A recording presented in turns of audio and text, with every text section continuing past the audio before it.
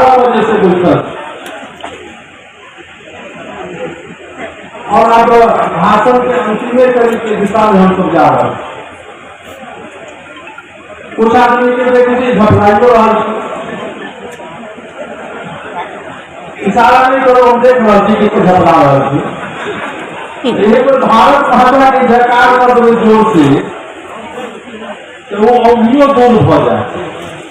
आ दुश्मन के कान में जाते आवाज तो लगते कि अब राम के हनुमान जग गला, अब तोरा कोनो हालत है जो बचे बड़ा आई आवाज भारत माता की आवाज पाकिस्तान की सीमा तक जाके चाहिए, जो पाकिस्तान चाहे वाला के नरेंद्र मोदी के गद्दी पर से उतारे, दोनों हाथ बांध कर हनुमान जी के कला बोलो भारत माता की, भारत माता की। बहुत बहुत धन्यवाद। मंच पर बैठे में अल्लाह सबके आशीर्वाद दिए के लिए मधुबनी के पूर्व सांसद, पूर्व केंद्रीय मंत्री, पद्म विभूषण और उत्कृष्ट सांसद परम आदरणीय श्री भूपेंद्र नाथ यादव जी हमारे सबके बीच में बैठे थे। बिहार सरकार के पूर्व मंत्री, अपना लोकप्रिय मंत्री शरद नेतृत्व चाहते थे और अभी तक राज्यसभा के सांसद आदरणीय संजय झा जी, हमारे सबके बीच में छात्र मंत्री पिछड़ा के बेटा श्री हनी सहनी जी, पूर्व मंत्री श्री नीतीश मिश्रा, वर्तमान मंत्री सब अभी वर्तमान मंत्री आदरणीय नीतीश मिश्रा जी, अभी देखा नीतीश मिश्रा जी, आदरणीय विनोद राव, जुबेश जी तो शायद पूर्व मंत्री सर, जुबेश जी, विनोद राव पूर्व मंत्री सर, आदरणीय रविशंकर प्रसाद जी, अल्लाटी के लोकप्रिय विधायक सुधांशु जी, सुनील चौधरी जी एजेंसी से दरभंगा से, श्री विनोद सिंह जी पूर्व एजेंसी, नरम मंडल जी छात्र बैठक डिस्ट्रिक्ट उपाध्यक्ष श्री विनोद सिंह जी और के अध्यक्षता के शंकर झा जी, आर के चौधरी जी, अर्जुन साहनी जो पूर्व मंत्री और लोकसभा के प्रभारी छात्र, अमृतसर के एजेंसी और पूर्व जिला अध्यक्ष श्री घनश्याम ठाकुर जी, कोची के विधायक मुरारी मोहन झा जी और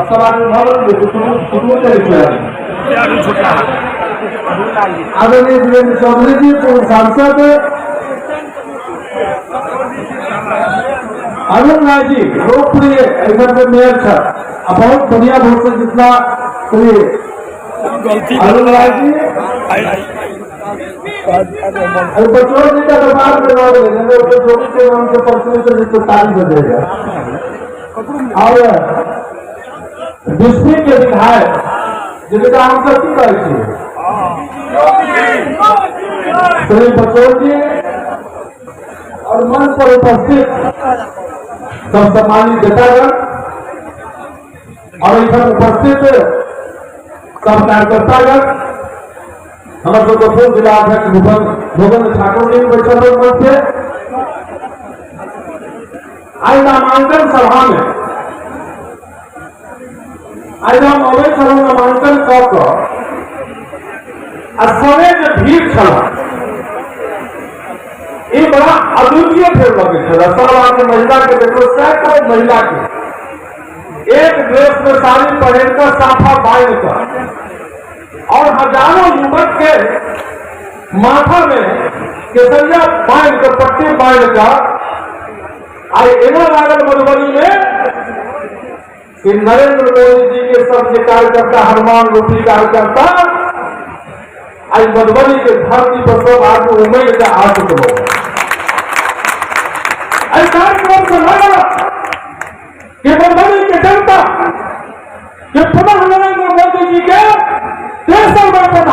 बनाने के लिए आज पूर्ण आशीर्वाद दिए मधुबनी के धरती पर उतर चुका। बंधु नंबर भाषण हम नहीं गए, हमारे साथ तो पत्रकार साहब से पूछना यहाँ के चुनावी मुद्दा क्या है। हम कल हम सबके चुनावी मुद्दा ये कहता है सिर्फ विकास विकास विकास और विकास हमारा मुद्दा। नरेंद्र मोदी के नेतृत्व में 10 वर्षों में जो काम भेजा, आज गरीब आदमी ने सबसे नीचे गोदाम पर बैठा व्यक्ति छलिया, जो गरीब आदमी आज वहां तक आज विकास के रोशनी गया बंधुआ। हमसे पहले सरकार छड़ा, हम सब गाँव में दान छड़िया, लेकिन गाँव के गरीब इतने का बात कहूँ छड़ा कि नेताजी हम सब भगवान के भरोसे छी, वोट लेकर जाए है तो हमारा सबके कोई देखे वाला नहीं मिले है, कोई देखे वाला नहीं मिले है। लेकिन नरेंद्र मोदी जी सबके लिए काज कर रहा सर। और योजना की जमेश योजना की लेना, सब आदमी योजना की लेना है, उस योजना की गिरने लाना तो काफी समय लगा। लेकिन यहाँ से तो याद के बेटा है कि 2014 से भारत पीछे है। 2014 से भारत में भ्रष्टाचार छोड़ा, आतंकवाद छोड़ा, परिवारवाद छोड़ा, तुष्टिकरण की नीति छोड़ा। हम पूछे चाहे थे कई भवन या गठबंधन के नेता है चुनाव लड़े, मधुबनी से चुनाव लड़े ना आए। हम पूछे चाहे थे हम लोग से एक के दिन तक सांसद रहा दरभंगा में विकास के नाम पे कोई चीज नहीं मिला। अगर विकास करना रहता तो दरभंगा से छोड़ के मधुबनी की धरती पर कई लाया कोई जवाब नहीं है। सिर्फ एक ही कारण के लिए हम लोग चुनाव लड़ने के लिए आया है, उनके मन में लगता है कि हम मुसलमानों का वोट अधिक है, मुस्लिमों का वोट में मिल जाएगा। सिर्फ इस समीकरण के कारण यहाँ पर चुनाव लड़ने के लिए आया है। लेकिन आप लोगों से बंधुआ कहते हैं कि इस बार की लड़ाई है 70 और 30 की लड़ाई है, अब 30 में भी बंटवारा है और 30 में भी हमारा है बंधुआ, 30 में भी हमारा है। ये कहीं कोई की लड़ाई नहीं बनी। मैं कहना चाह रहा हूं, लोगों से कह रहा हूं, ये मिथिलांचल की धरती मधुबनी जो हृदय स्थली है, जो विद्वानों की धरती रही है, यहाँ से एक विद्वान हुए, अभी भी विद्वान है जो देश और विदेश में अपना नाम रोशन कर रहे हैं। क्या ये लोग आए हैं इस धरती को क्या बनाने आए हैं? क्या इस धरती को आतंकवाद का हत्या बनाने आए हैं? क्या इस धरती को वंचित करने के लिए आए हैं? इन लोगों का जब शासन था तो दरभंगा में दिन दहाड़े लूट हत्या बलात्कार और डकैती हुई करती थी बंधुओं, और अपराधी को संरक्षण कहाँ मिलता था तो वहां के नेताओं के घर में उनको संरक्षण मिलता था बंधुओं, नेताओं के घर में संरक्षण मिलता था बंधुओं। ये लोग शरीर में लाभपात है, ये विश्व चाह हो या क्योंकि हो, ऐसे लोगों के जमाने में जब हमारे देवी हिंदू देवी देवताओं का मूर्ति निकलता था तो मुसलमान के टोले में उस मूर्ति को रोक दिया जाता था और ऐसे लोग उसका समर्थन करते थे। क्या ऐसा लोग नहीं चाहिए क्या हिंदू के देवी देवताओं का मूर्ति जिस पर को चलने के समय लोग चलने के लिए आजाद है, आज उस हिंदू के देवी देवताओं को मूर्ति पर रोक लेना चाहिए क्या? हम पूछना चाहते हैं, यह तुष्टिकरण की नीति पर चलना चाहते हैं। मनमोहन सिंह ने कहा था इस देश के संसाधनों पर सबसे पहला अधिकार मुसलमानों का है, और नरेंद्र मोदी जी कहते हैं इस देश के संसाधनों पर अधिकार गरीबों का है।